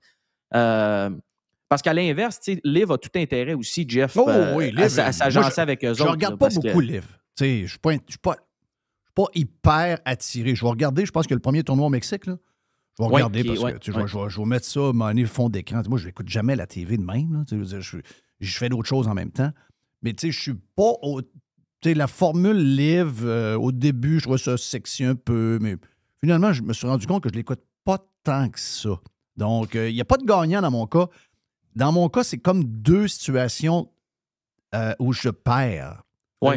Donc, puis t'es pas le seul qui s'est détaché un peu, puis tu vois la croissance de YouTube Golf aussi, Jeff, pour la jeune génération. Puis ça, c'est un move que Liv, moi, j'ai pas compris. Tu te rappelles, Liv, au début, c'était sur YouTube. Là. Oui, tu pouvais juste ouvrir ton avec YouTube. un poste de TV bizarre, là. Avec CW, que là, oups, c'est pas clair. Ils ont pas, je sais pas c'est trop les codes d'écoute. La jeune génération qui aurait eu tendance, comme moi, à écouter Liv, on est moi, tous avant, sur je l'écoutais YouTube, sur YouTube. On dirait que c'est là que j'ai arrêté de l'écouter. Ben voyons, ça prend 3 clics, même 2 clics sur ta TV à cette heure. Jeff, on a toutes des Smart TV, YouTube, Liv Golf, boum, c'était là. Ouais. Là, maintenant, ce que j'ai fait, c'est que j'ai pris ça, l'application de Liv Golf, je l'écoute là-dessus, puis je le projette sur ma TV. Là. Donc. Ouais, mais tu sais, c'est ça. Mais c'est un step de plus. Là, gardez ça simple. Là, parce Chiefs, Lions, qu'est-ce que tu veux me parler de ça? Victoire des Chiefs et défaite des Lions. J'ai hâte d'entendre ce que tu as à dire là-dessus. Ben, c'est parce qu'on en avait parlé un peu, je pense, c'est la semaine passée qu'on avait parlé de ça. J'avais dit que, j'avais dit, hey, il faut se rappeler, les gars, que les Chiefs, c'est une dynastie devant nos yeux qui est en train de se créer. Puis s'ils gagnent là, puis là, ben, ils sont encore au Super Bowl. Ouais. Je sais pas si tu as vu les stats de Patrick Mahomes. Parce que là, officiellement, juste en série, je pense que vous en avez parlé hier. Oui. Il est comme 14-3 juste en playoff. Avec les stats de Kelsey aussi. Les stats de Kelsey, même affaire. Les deux en playoff, et le burner est ouvert à high, c'est malade. Et puis la différence, là, je m'excuse, là, versus la saison, là, je n'ai écouté pas mal de games des Chiefs cette année. C'est une autre équipe complètement. La switch, Jeff, qui se tourne, là, puis Tony Romo le dit plusieurs fois dans son analyse dans le match. Sûr que tout le monde veut le voir perdre sa job. Pourquoi là, maintenant tout le monde haït Tony Romo? Tout le monde haït Tony Romo? C'est l'enfer sur tout le monde, même Joe Pompliano l'a dit. Ouais? Ah oui, c'est... Ouais, mais non, moi je le trouve encore très solide. Ils sont plus capables d'entendre « Hey Jim, hey Jim, Jim, hey Jim, Jim, hey Jim ». Ils disent qu'il n'est pas préparé, qu'il est complètement l'inverse de ce qu'il était auparavant. Puis que si tu compares à Greg Olson qui est à Fox, il n'y a aucune comparaison. Ouais, mais là, Greg, c'est fini. Là. Ben, c'est ce qu'il dit, là, de ce que je comprends, parce que ce serait Tom Brady. Non, mais Brady s'en vient. Là, mais Brady, il y a des rumeurs qu'il ne se rendra pas à ce contrat-là. Puis moi, Brady, Olson est bon en sacrement. C'est un des meilleurs de la game. Il était très bon. Là. C'est comment expliquer le football. Tu sais, quand on dit « explain it to me like I'm 5 », lui, c'est parfait. Oui. Lui, c'est un vulgarisateur hors pair. Ouais. Mais non, moi, peut-être qu'il est devenu confortable, Tony Romo, je ne sais pas, mais... moi non plus, ça ne me dérange pas tant que ça. Là, je veux dire, mais non, mais il fait encore des calls qu'il call littéralement le play qui va arriver, puis c'est ça qui se passe. Là, hey, Jim. À un moment donné. Yes, you're right, Jim. Yes, you say so, Jim. C'est le fun de dire Jim. Moi aussi, je dirais Jim souvent. Je travaillais avec Jim Nance en plus. Ouais, oui. Mais, puis on avait... Fait que les Chiefs, on l'a vu, Jeff, Championship DNA. C'est ça que ça fait. Hey, Kelsey droppait des passes dans la saison. Il n'a pas droppé une des playoffs à date, là. Non. Des mains, puis des passes tough à attraper. Au bout des bras, en tombant, il attrape tout. Des velcro des mains à Pourquoi place. Pourquoi elle avait une permanente? Pourquoi quoi? Pourquoi elle avait une permanente? Elle n'avait pas de permanente. Ben oui, c'est une permanente comme les filles avaient en 85, ça. Ouais, mais là, c'est pour... elle ne veut pas aller sur le coiffeur à tous les jours. Là. Elle est occupée, elle. Là. OK, non, je vais poser la question. Mais c'est drôle parce que, tu sais quoi? Moi, honnêtement, j'ai vu un tweet de RG3, puis j'étais un peu sur la même. Il dit honnêtement, regardez les photos et les images. Il dit, c'est juste cute. Puis il dit, si vraiment vous détestez ça, vous avez un problème. Là, moi, ça me dérange zéro. Mais tu sais, qu'est-ce qui est le bout le plus drôle? Parce que moi, je jouais au hockey hier avec ma gang, puis beaucoup de gars du Michigan qui ils vivent en Floride maintenant, des gars de mon âge. Puis ils disent, moi, là, la seule affaire pourquoi je veux pas qu'elle gagne, il dit, moi, ça fait 36 ans que j'étais un fan des Lions. Elle, ça fait 9 mois qu'elle est dans la NFL, puis Chris, elle va gagner un Super Bowl avant moi. Ben oui, avant, écoutez, zéro de football, là. Ben oui, Fait c'est que sûr. les gars sont là, hey, c'est pas vrai, c'est qu'elle va gagner un Super Bowl. Moi, ça fait 36 ans, je n'attends un à Détroit. Non, c'est juste... Effectivement, c'est toutes des affaires, c'est bien correct, là, mais c'est... Quand ça devient trop mercantile, le monde n'aime pas ça. Ouais, mais c'est ça, c'est de la TV aussi. Là. T'as-tu vu? On l'a vu même, elle, qui se faisait filmer, puis tu l'as vu, tu peux lire sur ses lèvres, elle dit « OK, go away now. » Oui. Tu sais, même elle, d'après moi, elle commence à en avoir un peu son casse. Là, Ben c'est le fun, là, mais en même temps, moi, je pense pas que c'est fake. Là, je veux dire, elle doit l'aimer, son chum, puis elle a découvert un gars. C'est rare, là. Moi, je suis pas particulièrement un Swiftie, mais de ce que j'ai lu, elle qui s'affiche en public avec ses chums, puis aussi expressive que ça, c'est pas arrivé beaucoup, là, de ce que j'ai compris. Là. Non. Fait que, tu sais, à un moment donné, elle-même, mais tu sais, c'est ça, très bon c'est pour de la l'histoire de NFL. TV, Jeff. C'est une grosse affaire pour la NFL, sérieux. Ben là, pour eux tu autres, l'as c'est un vu? cadeau. Là. C'est quoi la valeur pour le marketing? Je pense que c'était 330 quelques millions Ouais, c'est ce que Jerry qu'elle a m'a dit tantôt. apporté. Fait Ouais. que c'est sûr que c'est les TV et les producteurs qui disent « Ouais, à tous les fois qu'il y a un touché puis il y a une pause, ça filme lent. » Mais là, même elle, je vous le dis, allez voir sur X, il y en a une vidéo, elle dit « OK, go away now. » Il y a en train de filmer, puis là, tu vois qu'elle regarde la TV, puis elle se voit, parce qu'elle dit « Là, c'est assez. Là.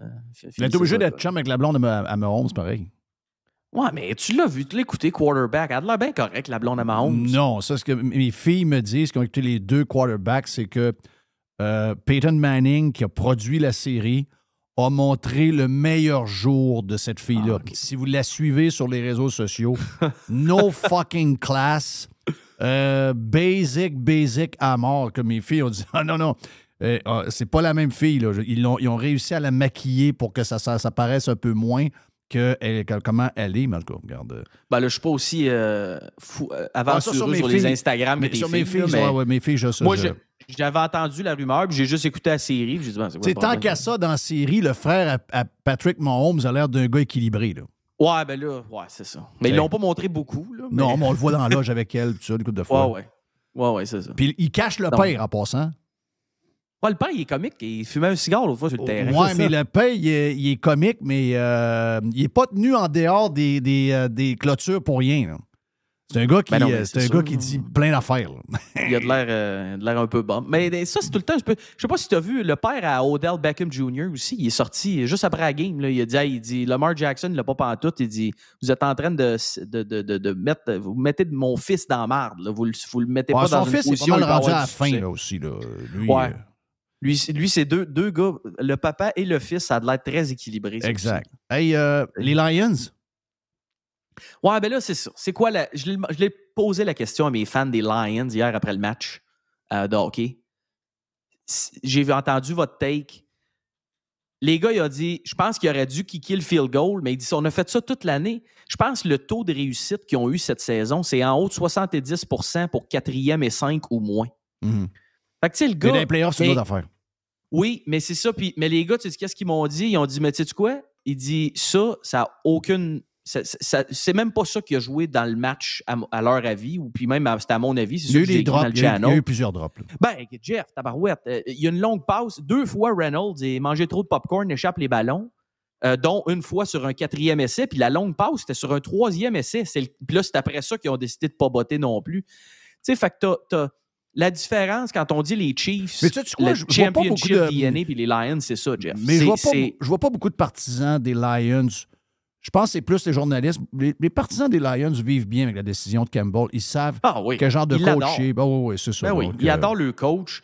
Puis, tu sais, je veux dire, le botteur, là, Jeff, là, il est 9 en 20 de 48 verges ou plus dans sa carrière. Oui.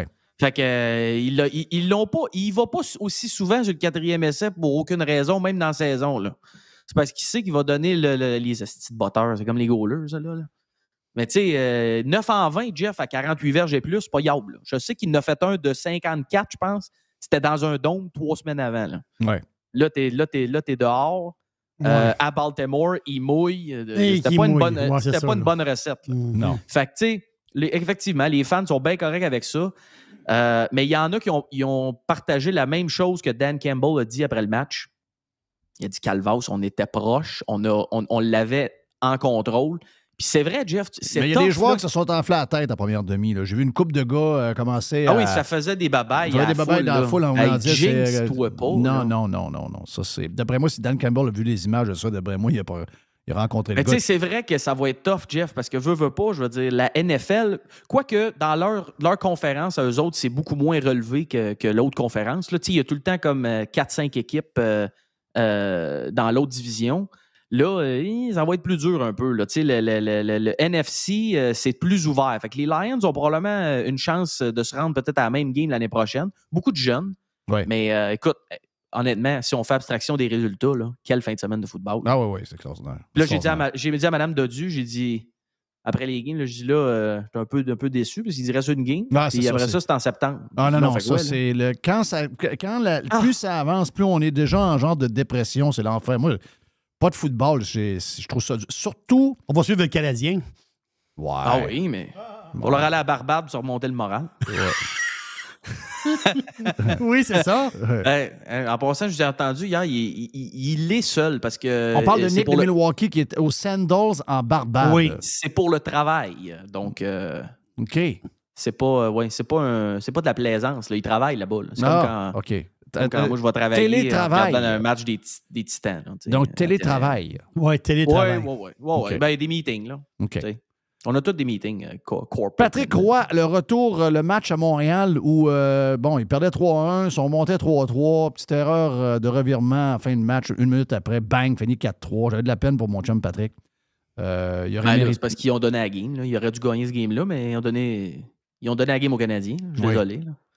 Et je veux dire, c'est arrivé un peu la même chose contre les Panthers. C'est sûr que le 3 contre 3 en overtime, c'est un autre genre de game. Là. Mais, mais c'est un mauvais changement, ça aussi. Là. C'est toutes des mauvaises habitudes que les Islanders ont pris, que tu le vois, ils en mettent des clips, des pratiques, Jeff. Puis Patrick, il passe pas 5 secondes avant qu'il arrête un drill. Puis non, ça, hold the blue, telle affaire. Je pense qu'il y a de la job à faire au niveau des habitudes de... Non, Chris, tu viens pas changer s'il y a un back-check à 3 contre 3. Ouais, les affaires de base. Back-check, tu reviens... Mais c'est sûr qu'il va tout arranger ça. Parce que c'est pas des grosses affaires. C'est des affaires que... C'est des mauvaises habitudes qu'il faut que tu corriges. Il va finir par le corriger, mais pour cette année, je pense qu'avec le nombre de clubs qui vont être proches des playoffs, mon feeling, c'est qu'on est déjà rendu en février tantôt. Il va peut-être manquer de temps. Ouais, mais ils sont pas super loin, Jeff. Les Islanders, en ce moment, sont juste sur le bord, sont à 52 points. Puis ils sont à 4 points des Flyers, puis avec un match en main, qui sont 3e de la division. Puis pour le wild card, ils sont à 5 points. Fait qu'ils sont vraiment là. Mais, tu sais, des habitudes, Jeff, pour pouvoir casser ça, il faut aussi que tu ailles les bons soldats puis les bons gars qui veulent améliorer ça, tu sais. C'est vrai dans le monde professionnel, c'est vrai au hockey, c'est vrai dans tout. Fait que est-ce qu'il y a les soldats pour ça? Je pense que ça va être ça, sa job, d'analyser. OK, lui, il embarque-tu dans le bateau ou ben non? Là? Parce que, tu sais, Pierre Engvall, là, c'est un gars, un nowhere, sort de Toronto. Puis là, ben, le monde, les Islanders ont été le chercher. Ils pensaient que... Fait qu'ils ont donné un contrat de 8 ans à genre 3 millions par année. Non, voyons. Mais non, ça n'a aucun rapport. Puis là, ben, le gars, c'est lui. Là, il a fait une back-end saucer pass au travers de sa zone. Tu penses qu'il est arrivé. La passe s'est faite couper. Caulfield est allé tic-tic. Ben oui. Mon homme qui est en feu. 9 ou 10 matchs de suite. Avec ton homme est en feu. Donc, j'avais dit 40 et là, il est sur un pace de 30. Fait que s'il continue, peut-être pas pire. Peut-être un genre de petit 35. Mais j'étais content, Jeff, parce que tu te rappelles, je vous avais dit, là, les gars, moi, vous m'aviez découragé avec votre histoire que Patrick allait se faire ruer. Là. Fait que là, j'avais dit aux Pirates, j'étais content, sérieux. Ben là, j'ai dit, là, les gars, s'il se fait huer, je m'achète un gilet des Islanders. Je suis content, je peux garder mon argent. Non, j'étais content. J'étais content, il était ému, hein? Ben, tu l'as vu, là. Ah ouais, les boys, ils essayaient de garder des gars focus, qui l'ont suivi dans une boutique de linge.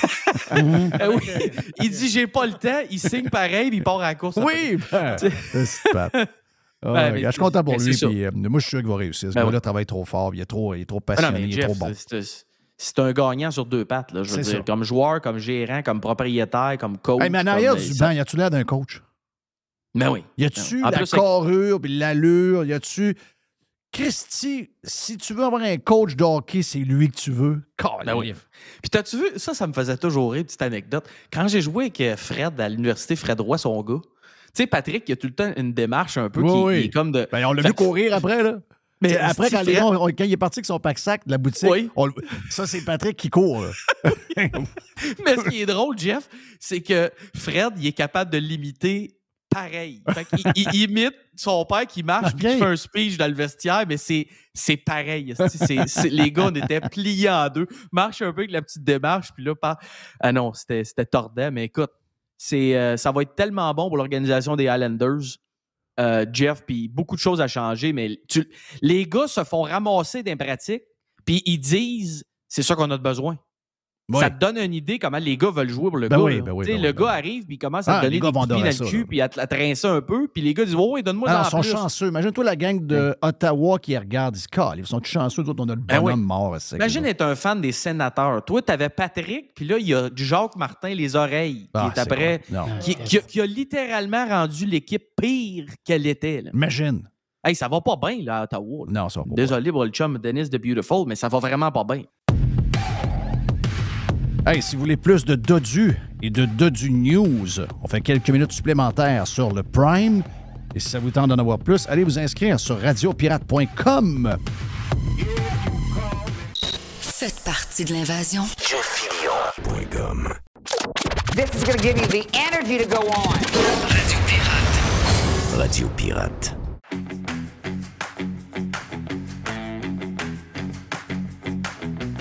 Il est de libremedia.com. Je vous dirais, pour les gens qui sont sur les réseaux sociaux, libremedia.com.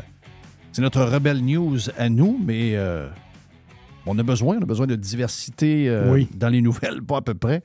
Donc, nouvelles présentées de manière différente. Bel job, les boys. Jérôme Blanchet-Gravel. J'imagine que tu es au Mexique, hein, Jérôme? Je suis de retour au Mexique pour quelques semaines. Effectivement, ça fait du bien. Ça fait du bien. De sortir, oui. Est-ce que tu as gardé un appartement ou tu es chez les beaux-parents? Qu'est-ce que tu fais dans ce temps-là? T'as-tu gardé quelque chose? Ben là, on a loué une suite dans un hôtel de Oaxaca, qui est une ville patrimoniale d'où vient ma femme dans le sud. Très, très belle ville que je conseille à tous. Donc, on a loué une sorte de suite, là, appartement, qui est tout à fait... qui répond tout à fait à nos attentes là, et nos besoins. Parfait. Et en plus, tu peux travailler partout. La preuve, c'est qu'on est là, puis on te voit bien, puis tout se passe bien. Tu peux continuer à travailler avec ton équipe sur libremedia.com. Le reportage que vous avez fait sur Libremedia est extraordinaire. J'ai eu une drôle de réaction parce que je l'ai dit à... je pense qu'on était une gang, parce qu'on s'est envoyé le reportage, puis Joe Hamel était dedans, puis je l'ai dit à Joe. J'ai dit... Le reportage, j'ai eu deux émotions. J'ai eu émotion, parce que moi, je ne suis pas de Montréal, mais j'ai passé énormément de temps à Montréal, en ville. J'ai déjà eu une blonde à Montréal, j'ai des chums qui étaient à Montréal. Une partie de ma jeunesse a été faite à Montréal. Puis les images qu'on voit, ça fait mal. Il n'y a personne qui peut se réjouir de ça. Puis c'est le genre de reportage qu'on ne voit pas. Donc, bien fait, bien léché, bien présenté par ton journaliste. Bien fait. Sérieusement, gros thumbs up pour Montréal en plein déclin. Il faut que ce reportage-là soit vu encore plus. Vraiment bon. Qu'est-ce que tu vois là-dessus? On est rendu à 17 000 vues. Ben écoute, on donne la parole à ceux qui ne l'ont pas assez. Radio Pirate, vous contribuez également à faire ce travail-là. Donc, sortir des sentiers battus.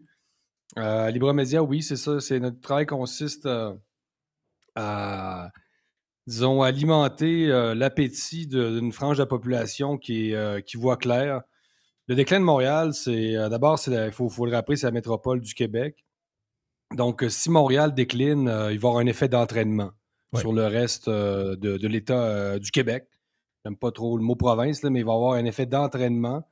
Et il y a une sorte de déni qui est symptomatique aussi de l'état d'esprit général au Québec. Mais il y a un déni, un aveuglement. Il y a une fuite vers l'avant. Et quand on arrive avec ce reportage-là, ce genre de reportage-là, c'est tellement... ça tranche tellement avec le discours dominant que là, les gens, disons, n'en reviennent pas d'une certaine façon qu'on puisse aller là. Donc, il y a vraiment un aspect comme rafraîchissant à voir ce genre de reportage-là. Mais effectivement, comme tu le dis, Jeff, c'est presque... C'est triste, là. Il y a une sorte de c'est presque apocalyptique, là. Finalement, les images, les commerces placardés. Mais surtout ce coin-là qu'on a connu vivant, là. Sherbrooke, Saint-Denis, les coins qui ont passé... il y a beaucoup d'histoires, il y a eu beaucoup d'époques, mais j'ai pas souvenir que dans les différentes époques que Montréal a vécues, qu'il y a eu ce qu'on voit, là. Des endroits... des endroits mythiques pour les étudiants, entre autres, où c'était là que ça se rassemblait, c'est là que ça prenait des pichets de sangria, de la bière, le monde. Puis là, ben, Criff, tu regardes ça. Puis je comprends qu'il y a des gens qui sont peut-être rendus ailleurs, sont au 10-30, sont aussi, mais on peut pas voir Montréal de même, Criff. Comme j'ai Jérôme, ma fille, moi, elle a fait ses études à Montréal, donc pendant 4 ans et demi, en fin de compte, je suis allé. Moi, j'y allais à Montréal, mais je n'allais pas à Montréal. J'y allais peut-être 2 fois par année, tu sais, veut dire pour. Mais là, j'allais à Montréal 1 fois par mois pendant 4 ans de temps. Là. Et puis là, je prenais des marches avec ma fille, on l'a visité à la ville, on s'est promené. Moi, le bout puis ça fait pas longtemps de ça, moi, le bout qui m'a marqué, là, c'est le nombre de quêteux. Ouais. Tu sais, dans ma tête, oui, dans les grandes villes, il y a souvent des quêteux. Un peu partout dans le monde. Mais là, je dis, c'est incroyable. C'est incroyable. La rue Sainte-Catherine, dans le coin. Puis elle demeurait un peu plus dans l'ouest de la ville. Autrement dit, dans le coin de Saint-Henri, Westmount, un peu dans l'ouest de la ville. Il y a du quêteux là, c'est inimaginable. Puis ça m'avait shaké. Beaucoup d'itinérants autochtones aussi. Oui, autochtones, exactement ça. Clair. Mais globalement, on s'aperçoit à l'échelle de l'Occident que les politiques des maires, des mairies de gauche sont catastrophiques de manière générale. Là. Donc, tu sais, Montréal n'est pas non plus isolé, là, c'est-à-dire que, comme le rappelle Joe Hamel dans le reportage, il y a un phénomène nord-américain. Donc, évidemment, vous savez, l'épicentre du sans-abrisme aux États-Unis, c'est la Californie, avec des villes comme Los Angeles, tout ça. Oui. Donc, on reçoit un peu, d'une certaine façon, cette vague démocrate, toutes ces lubies, ces politiques utopiques qui consisteraient à dire qu'on peut intégrer toute la population. Évidemment, il y a une question migratoire aux États-Unis sur laquelle on pourrait revenir. Mais on le voit, là, les politiques de gauche à l'échelle municipale ne fonctionnent pas de manière générale. Ça va être vrai aussi à Québec, celui-là à Montréal. Mais le monde a de la misère à comprendre ça. Mais pourquoi le monde a de la misère? Pourquoi les journalistes qui sont pas... Je comprends que c'est pas des top one, mettons, ils disent eux autres mêmes, en maths, mais ils ne sont pas dépourvus d'intelligence. Là. Comment ça se fait qu'on ait si peu de gens à dire ça? Si ce modèle-là, les taxes, la gauche, les programmes si ça l'avait à fonctionner, on l'aurait devant nous. On a des milliers d'exemples que ça ne fonctionne pas. Il y a peut-être une couple d'exemples où ça fonctionne. Je ne sais pas encore aujourd'hui si c'est le cas en Suède, avec toute l'immigration et tout, mais il y a peut-être une couple de places dans les pays scandinaves qu'on pourrait dire, oh oui, ça marche. Mais le reste, c'est ghost town partout. Là. Comment ça se fait qu'on n'est pas plus nombreux à le dire? Je suis certain qu'ils le voient, mais ils ne veulent pas l'admettre. Ben c'est ça. C'est pour ça que je parle d'aveuglement. C'est-à-dire qu'ils le voient et ils ne le voient pas. Disons, ils ne veulent pas le voir. Ils ne veulent pas le voir. Donc, il y a ce déni. C'est très particulier. Et il y a tout le rapport à la criminalité aussi de la gauche. Hein. On sait que la gauche, en général, on la caricature un peu, mais, disons, est plus complaisante envers la criminalité. Et ça, on peut l'étendre aussi à d'autres pays. Donc, où il y a de la gauche, en général, il y a plus de criminalité. C'est-à-dire que on le voit aussi en Amérique latine. Les présidents de gauche en Amérique latine, c'est ceux qui veulent faire la paix avec les cartels de la drogue. Là, c'est un exemple qui est un peu extrême, là, mais quand vous voulez faire la paix puis être copain avec des cartels de la drogue, vous pouvez vous attendre à ce genre de scénario qu'on a vu en Équateur récemment, donc du narcoterrorisme. Donc, c'est sûr, quand vous avez un regard sur la criminalité, puis vous dites, oui, le crime, c'est le fruit d'une société capitaliste, c'est le fruit des inégalités. Si vous commettez un crime, c'est parce que vous êtes afro-descendant et que vous n'avez pas eu la chance qu'ont eu les Blancs dans l'histoire, etc. Donc, il y a ça aussi à Montréal, on le sait. On parle de l'augmentation des fusillades. Vous le savez bien, là, c'est une augmentation exponentielle depuis 2-3 ans. Il y a eu la pandémie aussi qui a comme reconfiguré un peu les gangs de rue.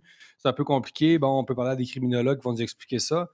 Mais il y a non seulement un rapport à la criminalité, mais toutes ces politiques farfelues aussi qui, évidemment, tuent le commerce. Hein, c'est très éteignoir.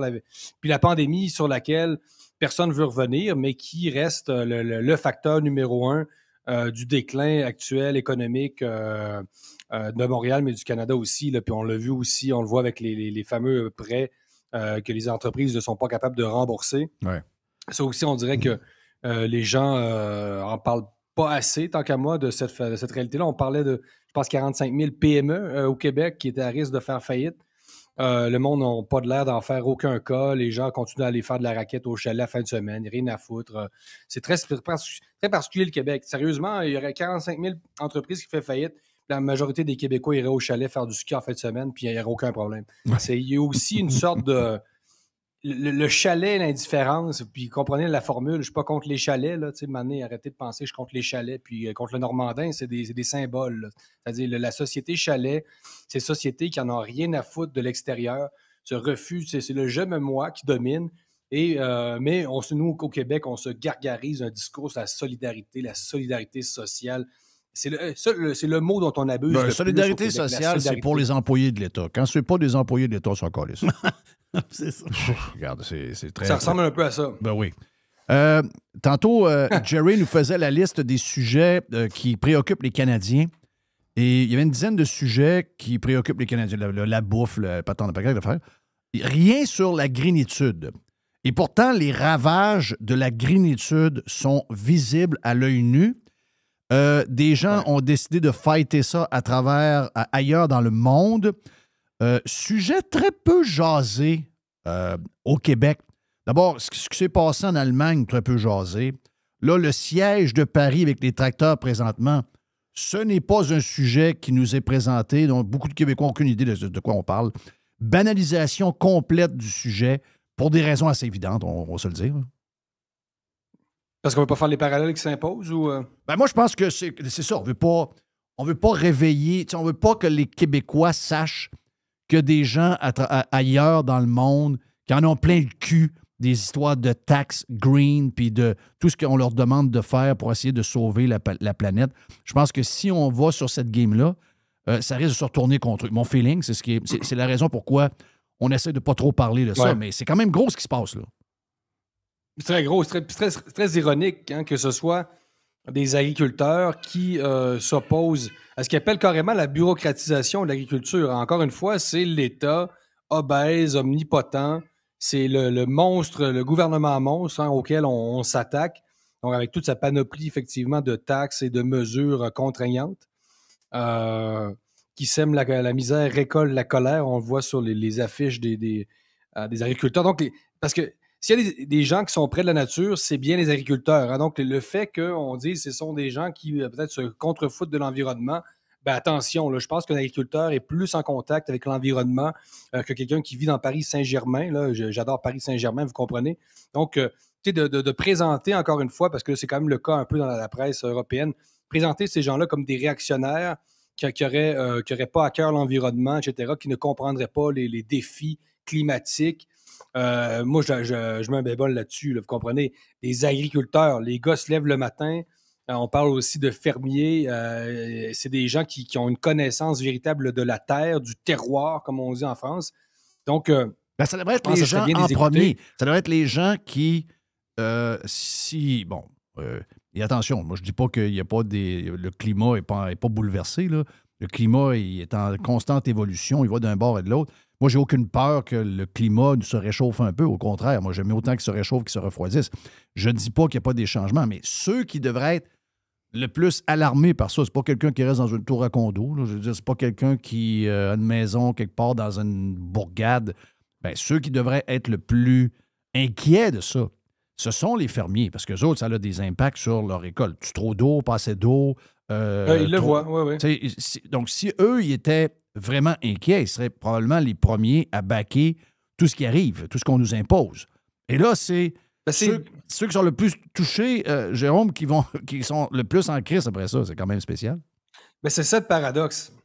Ils sont aux premières lignes, évidemment, des changements climatiques, comme on les appelle. Moi, je suis un passionné de vin, je le sais. Là, je connais des vignerons en France qui, par exemple, le voient, là, c'est-à-dire la production. Chaque année, la récolte vient un peu plus tardivement. Puis là, on se demande si à un moment donné, l'Angleterre ne produira pas du bon vin tellement que c'est vrai, ça s'est réchauffé. Surtout l'Europe, la France, l'Espagne, l'été s'est rendu extrêmement chaud. Sauf que, est-ce qu'au nom des changements climatiques, on veut justifier le fait de tuer une partie de l'économie agricole française? et européenne et allemande. Et encore une fois, il y a des questions de souveraineté alimentaire. On l'a vu durant la pandémie, c'est-à-dire du jour au lendemain, quand on ferme les frontières d'un pays, est-ce que c'est une bonne idée de dépendre à 100% de produits qui viennent de l'extérieur? Après le libre-échange, il y a quelque chose d'irréversible là-dedans. Mais il y a toute une question. Puis il y a une question identitaire aussi profonde en France. C'est-à-dire, en France, vous connaissez la France. C'est-à-dire, les fromages, les vins, c'est pas juste un cliché. C'est-à-dire, les agriculteurs représentent une partie de l'identité française. Oui. Hein. La France se mange. Hein. La France, c'est un pays à manger. Donc, il y a quelque chose d'extrêmement fort dans cette symbolique-là. Et il y a des gars qui n'arrivent plus et qui ne mangent plus à leur faim. Là. C'est, le coût de la vie a augmenté de manière très, très forte. Tout est cher. La France, les prix ont explosé. Donc, tout ça, si on met tout ça en relation, ça, et ils veulent fait un quoi cocktail au juste? explosif. Ils veulent enlever les taxes sur le diesel. Ils veulent tout enlever. C'est toutes les folies qu'on a rajoutées pour essayer de contrer le climat. Qu'est-ce qu'ils veulent exactement? Puis l'autre question que je te poserais, que tu pourrais répondre en même temps, est-ce que si jamais ces gens-là faisaient la même chose au Québec et au Canada, est-ce qu'on agirait comme on agit avec les camionneurs? Mes deux questions sur ce Bonne question. Il y a beaucoup ils ont beaucoup de revendications. Là. Je ne vais pas toutes les énumérer, mais en gros, c'est d'alléger effectivement l'appareil de mesures contraignantes qui réduisent leurs bénéfices à la fin du mois. En gros, là, je résume. Puis c'est tout un appareil. Puis Dieu sait que la France se distingue par sa bureaucratie folle là-dessus. Je peux vous dire que quand à chaque fois que je vais en France, je leur dis à mes amis, mon Dieu, là, arrêtez avec votre État, il y a des limites. Là. Puis là, ils me trouvent bien nord-américain, puis c'est bien drôle. Donc, je réponds à ta deuxième question. Est-ce qu'il peut y avoir un effet de contagion au Canada? Peut-être. Est-ce qu'on va les suivre? Est-ce qu'on va avoir les mêmes rapports qu'aux camionneurs? Je ne sais pas. Je pense qu'il y a quand même des gens gênés pour ce que... J'espère, en fait, que des chroniqueurs sont gênés pour les propos qu'ils ont tenus sur les camionneurs. Quelqu'un disait à la blague récemment, est-ce qu'on va suspendre le compte bancaire? Je pense que c'est Moret qui disait, est-ce qu'on va suspendre le compte bancaire des agriculteurs s'ils viennent assiéger Ottawa ou une autre ville? Et c'est quand même très ironique. Là. Puis ça nous permet aussi de revenir sur les camionneurs puis de voir à quel point on a exagéré puis à quel point, c'est ça, la Cour fédérale a tranché. La loi sur les mesures d'urgence était... Oui, mais les chroniqueurs au Québec disent que le juge s'est trompé puis que le gouvernement a bien fait. José Legault. Oui. C'est incroyable, pareil. Dernier point, Jérôme, point important parce que vous avez un article dans libremedia.com sur le sujet des sondages d'hier qui élimine complètement la CAQ. Donc, la CAQ tombe... En tout cas, c'est ce sondage-là, là, mais j'imagine qu'il y a une tendance assez forte, puis on la voit. Là. Il y a un transfert direct entre le PQ et la CAQ. C'est cette clientèle un peu plus âgée qui a décidé de larguer la CAQ. C'est un sujet peut-être un peu anodin. Là. C'était l'histoire du hockey avec les Kings de Los Angeles qui était, on dirait, le gros point, puis peut-être les augmentations de salaire. Mais il y a vraiment un transfert assez évident qui se fait. Et là, le PCQ pourrait devenir... pourrait avoir 8 sièges contre 7 pour la CAQ. Donc, passerait en avant de la CAQ. Et c'est drôle que tu dises ça parce que j'en ai parlé ce matin.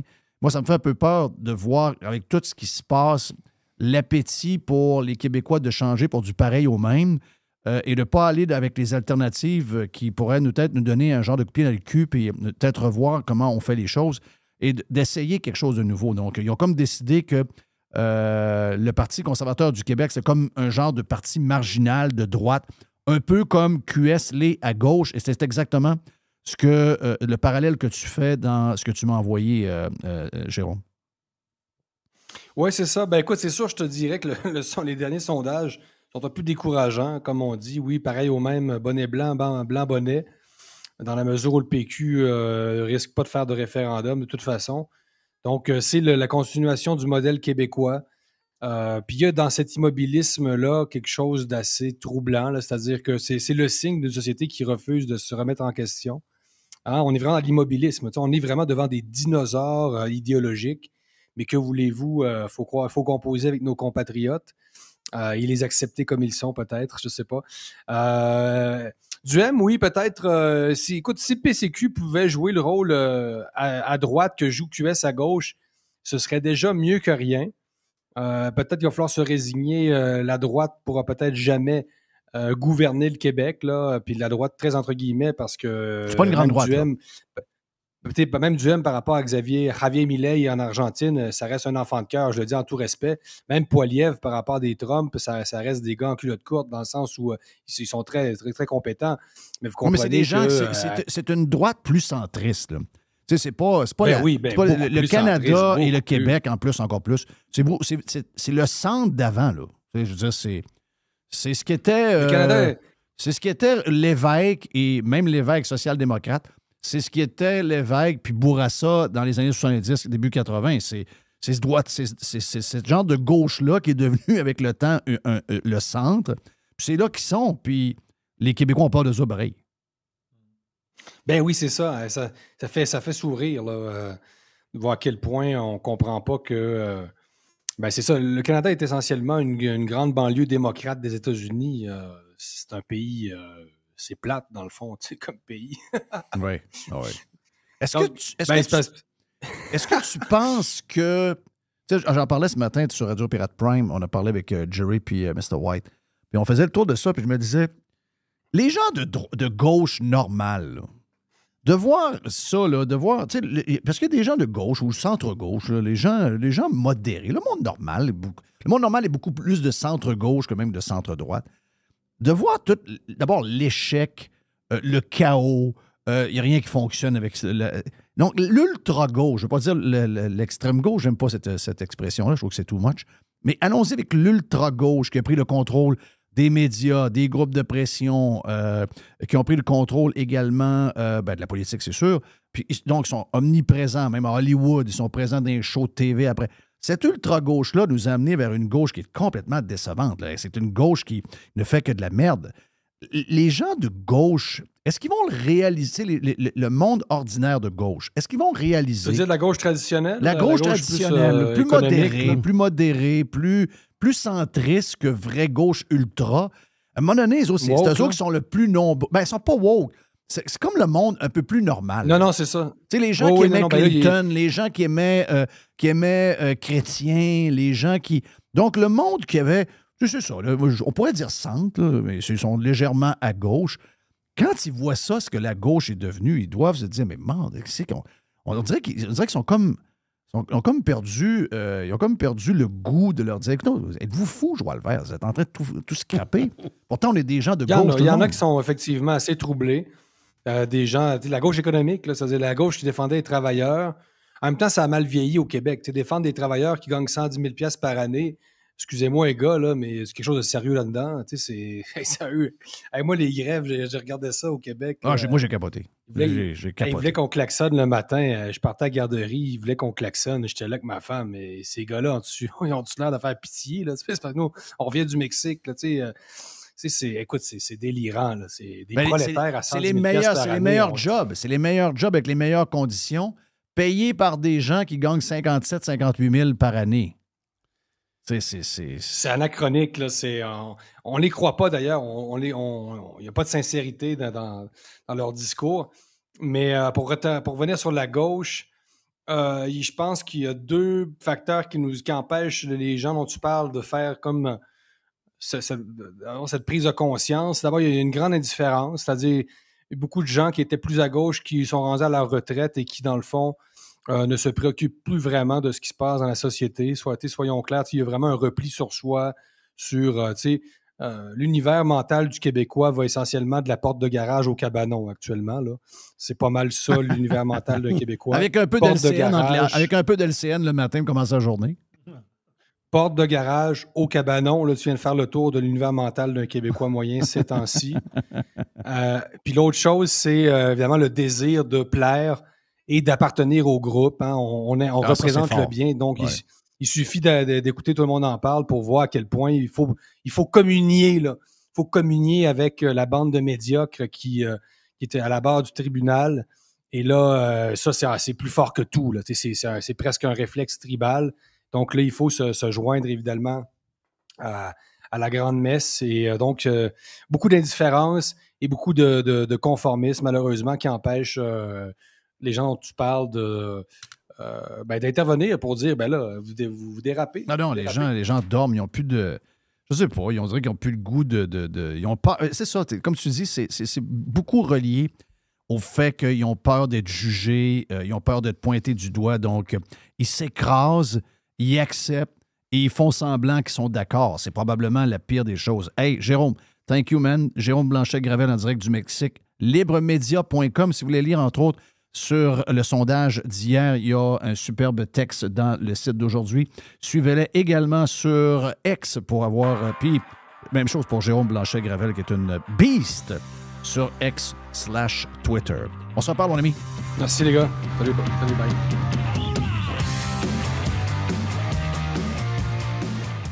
Radio Pirate. Pirates Wanted. Please stand up.